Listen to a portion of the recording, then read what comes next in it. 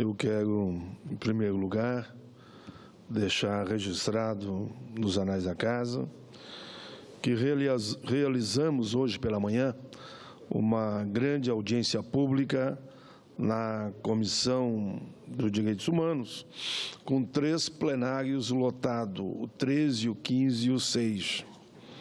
Nessa audiência pública, que foi uma sequência já de outras que realizamos desde a época do adicional de periculosidade e o que transformamos em leis, projeto apresentado pela senadora Vanessa, e eu fui relator, e um outro projeto que eu fui o autor, que criou o Dia Nacional do Profissional da Área de Segurança, no caso, o vigilante. E hoje pela manhã, fruto de uma audiência também que realizamos lá no meu estado, o Rio Grande do Sul, esta segunda de hoje foi um desdobramento e eu recebi, então, a redação final de um projeto de lei que institui o piso nacional para o profissional de segurança privada, vigilante e da outras providências. Essa lei regulamenta o piso salarial profissional para os profissionais de segurança privada, tal como previsto no inciso 5º do artigo 7º da nossa Constituição. O piso salarial profissional nacional para os profissionais da segurança privada que exercem a função de vigilante será de R$ 3.000 mensais. Qualquer alteração anual será baseada na correção pelo INPC, o Índice Nacional de Preço ao Consumidor, que é calculado pelo IBGE. Se houver um acordo para mais, com o setor empregador, tudo bem, senão o piso será corrigido pelo menos pela inflação correspondente ao INPC. Estiveram lá também outros profissionais vigilantes que não são da área privada. Eu explicava a eles que, a partir da conquista para esse setor, eles poderão estender, no mínimo, o mesmo piso para a atividade deles também, pelo princípio da isonomia. Foi-me dito lá também que há policiais militares, enfim, que trabalham também na segurança, e que o piso hoje não chega a R$ 2.000. Bom, é preciso se mobilizar, pressionar, porque eu acho que isso é o mínimo do mínimo. Porque R$ 3.000, se você ali calcular todos os descontos que terão que pagar de imposto de renda, ou mesmo para a Previdência e outras contribuições que eles têm que fazer, o salário deles chega em torno de R$ 2.300, R$ 2.400. Isso é mais do que justo. Por isso, eu mantenho a posição, apresentei já o projeto no dia de hoje, ele naturalmente vai para as comissões e eu espero que os relatores deem o parecer favorável. Também, senhor presidente, hoje, na abertura dos trabalhos, eu fiz questão de ler o voto de solidariedade à família, o voto de pesar, porque perdemos um grande líder dos trabalhadores, dos aposentados e pensionistas, que foi o Jorge Gilberto Leite Flecha, que há cerca de 3 anos e meio sofreu um AVC, ficou imobilizado, em estado de coma durante 3 anos e meio e veio a falecer nesse domingo. Flecha é um grande amigo de mais de 40 anos. Ele, nos anos 80, integrou a diretoria do Sindicato Metalúrgico de Caxias do Sul, fez parte da Federação dos Aposentados do Rio Grande do Sul, fez parte da COBAP, Confederação Brasileira de Aposentados e Pensionistas, e foi presidente da Associação de Aposentados e Pensionistas de Caxias do Sul, minha cidade natal, por 2 vezes. Essa é a associação mais antiga do Brasil, a número 1.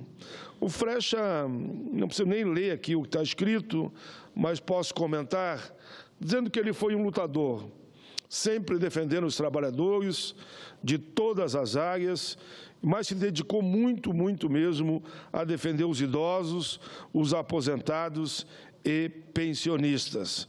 Flecha parte, depois de ter cumprido a sua missão aqui entre nós, com muita competência, com muita elegância e com muita capacidade e uma enorme honestidade. Eu me lembro do Flecha ainda quando jogávamos no mesmo time, o Eberle, lá de Caxias do Sul. Eu era centro médio e o Flecha era ponta esquerda. Ele muito bom, jogava muito bem. E um dia ele foi indicado pelo grupo de jogadores para falar comigo, me elogiando, dizendo que eu era um excelente jogador. Mas era tão bom e, na visão deles, tão preparado, que eu fui convidado, senador presidente, a virar treinador do time. Na verdade, eu fui treinador. O que eles queriam mesmo era me tirar da função de centro médio. E me encheram de elogios, me botaram no banco.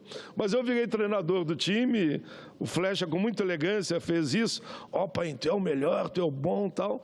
Então, tu vai ser o nosso treinador, porque o nosso treinador acabou indo embora. E assim eu virei treinador do Eberle, com muito orgulho, e tivemos inúmeras vitórias. Mas lembro essa história do Flecha. E lembro de uma outra também, meu querido Flecha, que está lá no alto, em que quando os jantares que a gente fazia, cada um fazendo aquela que chamo vaquinha entre nós, era na casa de cada um. Eu tinha uma casinha simples, uma garagem aberta com telha de zinco, mas ali cabiam todos. E como na casa do Flecha não tinha aquela garagem aberta de zinco e com paus de eucalipto, ali que nós nos reuníamos quando competia ele e também a mim, patrocinar o local, já que todos ajudaram. Mas, enfim, Flecha, de você eu só tenho lembranças boas, um guerreiro, um lutador. Por isso que eu digo aqui no encerramento, perdi um verdadeiro amigo, daqueles que a gente conta nos dedos da mão, um guerreiro, um irmão. Sei que ele está com Deus, que ele está feliz, mas fica aqui aqueles que te amavam e te amam com muito carinho, teus familiares, teus amigos, aqueles que você de uma forma ou de outra circulou e que o conhecem. Ficaremos todos com saudade. Vai, Flecha. Voa como uma flecha, que assim você atuava na ponta esquerda dos times que jogamos. Vai, Flecha, descanse em paz. Um dia, com certeza, a gente vai se encontrar. Gostaria que esse voto fosse enviado para a senhora Cleusa de Abreu Leite, esposa, e para os filhos, o Edson Leite, Ana Paula Leite, Diego e Analice. Fosse encaminhado também a Confederação Brasileira dos Aposentados e Pensionistas, Idosos COBAP, e fosse encaminhado à Federação dos Trabalhadores Aposentados e Pensionistas do Estado do Rio Grande do Sul, FETAPERGS, e também a Associação de Aposentados e Pensionistas de Caxias do Sul. Esse é o requerimento, senhor presidente, que eu fiz uma rápida introdução na abertura.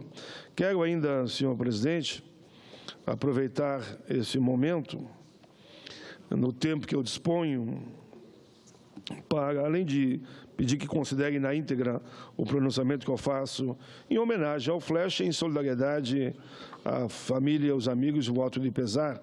Senhor presidente, nós vamos realizar, no dia 6 de julho, senhor presidente, 6 de julho, exatamente a partir das 8h30, mais ou menos de 8h30 a 1 da tarde, no auditório Petrono Portela, já tem mais de 300 pessoas inscritas, o Estatuto da Pessoa com Deficiência, LBI, desafios para a concretização de direitos.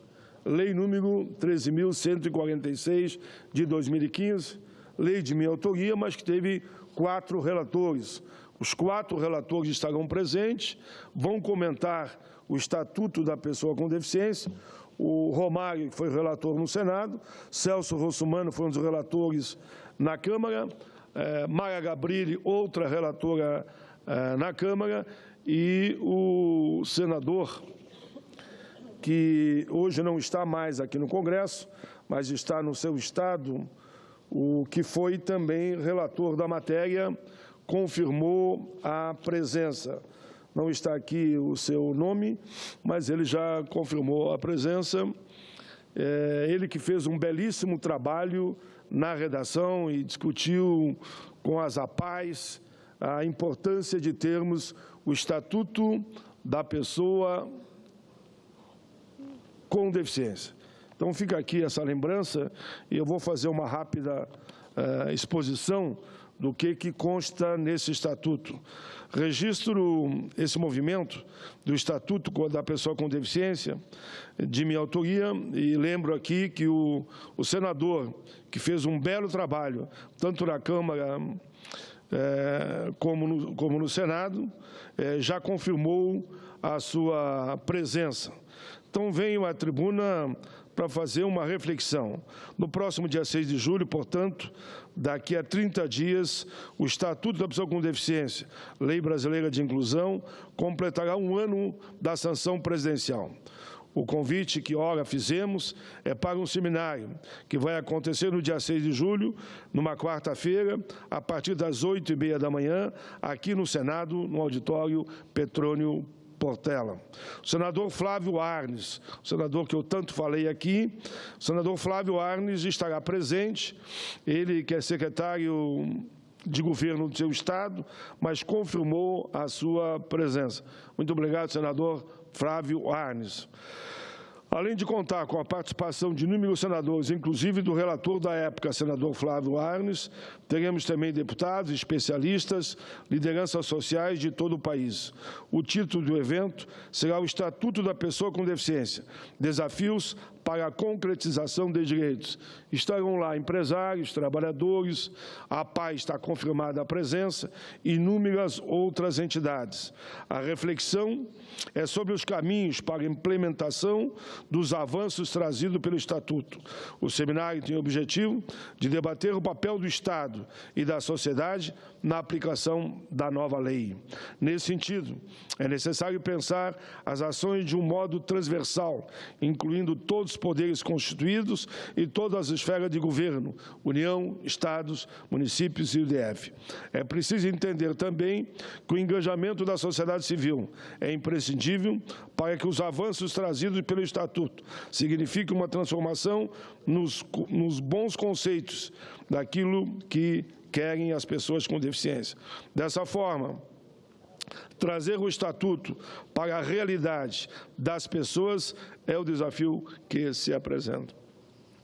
Dado a importância, a abrangência do tema, o evento de 6 de julho não encerrará as discussões, que haverão de continuar num processo permanente de ampliação e evolução de conceitos e da sua aplicação. Esse processo deve envolver os vários atores na implementação e no monitoramento das ações e políticas públicas de inclusão. Senhoras e senhores, a sanção do Estatuto da Pessoa com Deficiência significou o início de um novo momento. Novos conceitos estão ali incorporados ao escopo legal brasileiro e trazendo consigo os desafios inerentes a esta transformação. É para esses desafios todos são chamados. Para esses desafios, todos são chamados, todos são instigados a uma revisão de suas percepções de ser humano. Senhor presidente, qual é o papel de cada um de nós nesse momento de mudança? Essa é a reflexão que temos que fazer, esse é o chamado que o seminário propõe, com o maior carinho que podemos ter com as pessoas com deficiência. O evento contará com 4 mesas. A primeira será composta pelos relatores, que num bate-papo contarão a trajetória do Estatuto e apontarão para o futuro bem melhor para todos com a sua implementação. A segunda mesa, além de ter a presença do Senado Inclusivo, contará com as entidades representativas dos segmentos e de pessoas com deficiência, que farão uma análise do Estatuto com a realidade da sociedade, levando os desafios e apresentando as propostas para a concretização de direitos. Informamos também que, além de intelectuais, artistas, personalidades, estarão também empresários que no dia a dia, dentro das suas empresas, aplicarão também os novos conceitos do Estatuto. A terceira mesa abordará de forma transversal a caminhada do Estatuto e o desafio dos poderes. Nessa mesa será debatido os entes da Federação e o impacto das ações de cada esfera do poder na vida das pessoas com deficiência. Aqui, os municípios, por meio de sua representação, estarão sendo chamados a assumirem suas responsabilidades na implementação na íntegra do Estatuto. Afinal, é no município que vivemos. É aí que os impactos da política pública são sentidos de fato, diretamente na vida das pessoas. Tendo como eixo norteadores a inclusão e a acessibilidade, o Estatuto revoluciona ao redefinir a deficiência. Em vez de numerar em uma lista de impedimentos corporais o que vem de ser deficiência, o Estatuto define que pessoa com deficiência é aquela que tem impedimento de longo prazo de natureza física, mental, intelectual ou sensorial, a qual, em interação com uma ou mais barreiras, pode obstruir sua participação plena e efetiva na sociedade em igualdade de condições com as demais pessoas. No conjunto de mudanças fundamentais colocada pelo Estatuto está, por exemplo, a tomada de decisão apoiada. Por meio deste mecanismo, a pessoa com deficiência mental ou intelectual poderá escolher uma ou duas pessoas de sua confiança para lhe prestarem apoio na tomada de decisão sobre atos da vida civil. Com isso, o Estatuto inverte a lógica da incapacidade da pessoa com deficiência, pois possibilita que essa expresse sua vontade e que essa vontade seja respeitada. Por meio deste instrumento, a lógica passa a ser, senhor presidente, a do exercício da capacidade civil. A interdição judicial deverá ser usada apenas em casos extremos, nos quais a pessoa não possa efetivamente demonstrar sua vontade. Eu sempre digo que o Estatuto traz uma nova forma de se perceber o ser humano. E quando eu digo isso, estou falando, por exemplo, na transformação de uma visão que generaliza e exclui para uma visão que individualiza e humaniza a relação com o próximo. Senhor presidente, as mudanças trazidas pelo Estatuto, num primeiro momento, podem parecer pontuais, mas a grande transformação, de fato, é cultural. Basta olhar os artigos que proíbem que gestores de escolas públicas recusem a matrícula de alunos em razão da sua deficiência. Ou que escolas particulares cobrem taxas, que é um absurdo, naturalmente, adicionais pelo mesmo motivo. Em outro artigo, o Estatuto veda a recusa da oferta de obra intelectual em formato acessível, mesmo que a alegação seja a proteção de direitos de propriedade intelectual. O que está claro nesse artigo são a igualdade no acesso à educação e à cultura, bens indispensáveis na construção de seres humanos autônomos e críticos. É nesse contexto, senhor presidente, que se insere o Estatuto da Pessoa com Deficiência, que traz benefício para 45 milhões de brasileiros que têm algum tipo de deficiência. É também nesse contexto de transformação que devemos nos colocar. É dentro dessa atmosfera de revisão de princípios e conceitos que devemos fazer as nossas reflexões sobre o nosso papel diante da realidade a qual precisamos chegar. Afinal, além de estar nas consciências, seus conceitos precisam estar nos corações, na alma, refletindo assim a vida de todas as pessoas. Eu queria ainda, senhor presidente, sobre esse tema, destacar aqui a participação, além dos relatores que eu já falei, da ABRIDEF, da Secretaria de Direitos Humanos do Governo Federal, do CONAD, da APAI Brasil, Senado Inclusivo, enfim, a participação forte também do Interleges e toda a cobertura aqui do sistema de comunicação do nosso Senado da República. Agradeço a esse cartaz, que foi uma produção da gráfica do Senado. A criatividade dos artistas é muito simbólica, mostra a transformação com as borboletas, né? As barboletas, a grande transformação que se dá desde o momento que ela vem, vai se transformando e se transforma numa linda, linda borboleta. Senhor presidente, eu queria, no encerramento,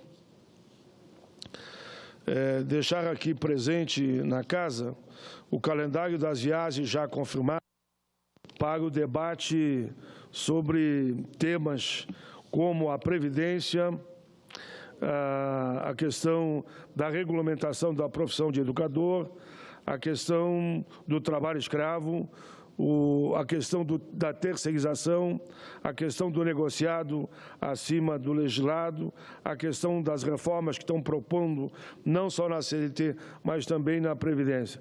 Dia 16 de junho, às 13 horas, estaremos na Assembleia Legislativa do Paraná. Às 15 horas, na mesma Assembleia, vamos estar debatendo direito dos trabalhadores e a Previdência, vamos estar debatendo o combate ao trabalho escravo, terceirização, negociado acima do legislado e a própria NR12. Dia 17 de junho, às 14 horas, será na Assembleia Legislativa de Santa Catarina, direito dos trabalhadores, Previdência Social, trabalho escravo, terceirização, negociado acima do legislado e o direito dos servidores públicos, combatendo principalmente o PL 257.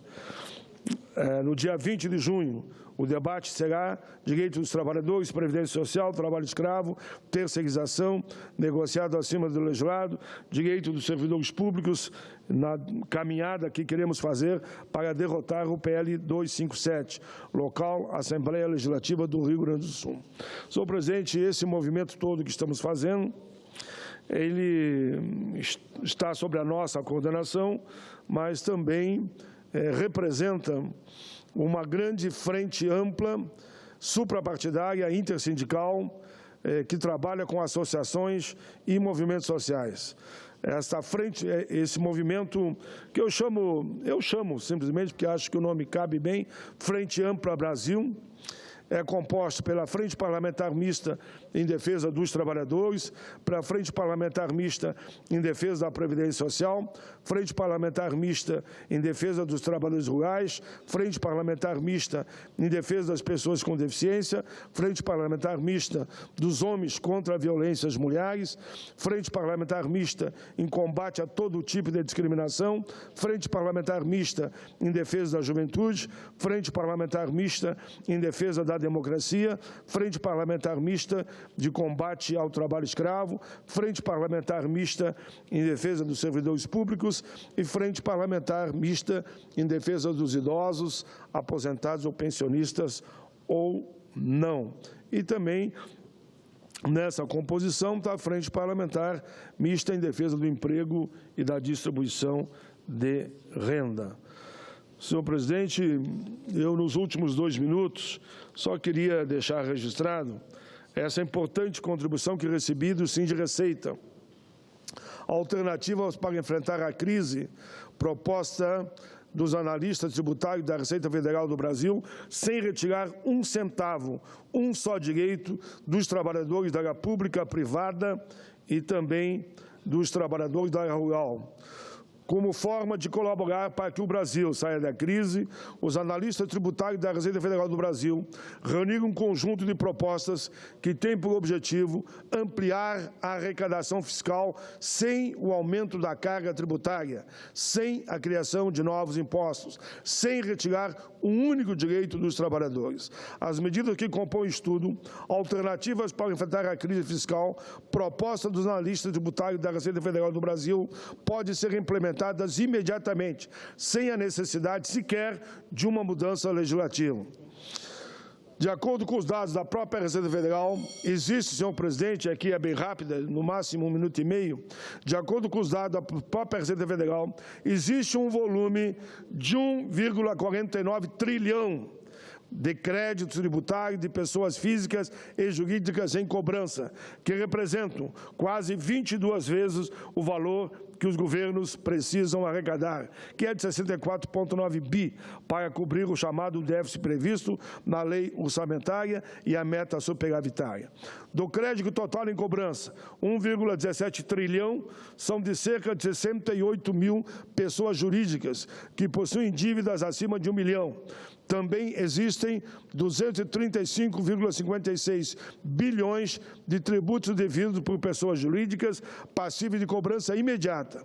É sobre esse estoque de créditos em cobrança que a administração da Receita Federal devia atuar de forma mais firme e imediata. O cenário de crise fiscal aguda exige da administração da Receita Federal uma postura diferente. O foco, nesse momento, tem que ser a cobrança desse passivo tributário monstruoso, reforça a presidente do Sindireceita. Somente nas delegacias da Receita Federal do julgamento da chamada DRJ e no Conselho de Administração de Recursos Fiscais CARF existem 913 bilhões em tributos devidos sob discussão administrativa.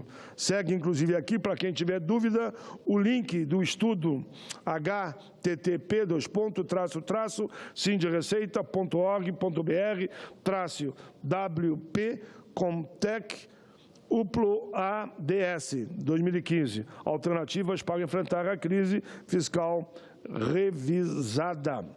Aqui, senhor presidente, nós estamos apontando que esse é o caminho nesse país. Quem paga tudo corretamente paga muito. E quem sonega, quem rouba, quem frauda, quem vai para a corrupção não paga nada.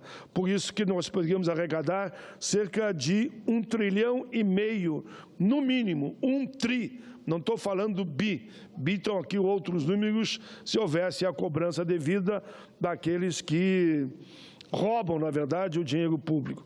Era isso, senhor presidente. Eu peço que fique registrado nos anais da Casa todos os documentos que aqui me referi. Obrigado, presidente.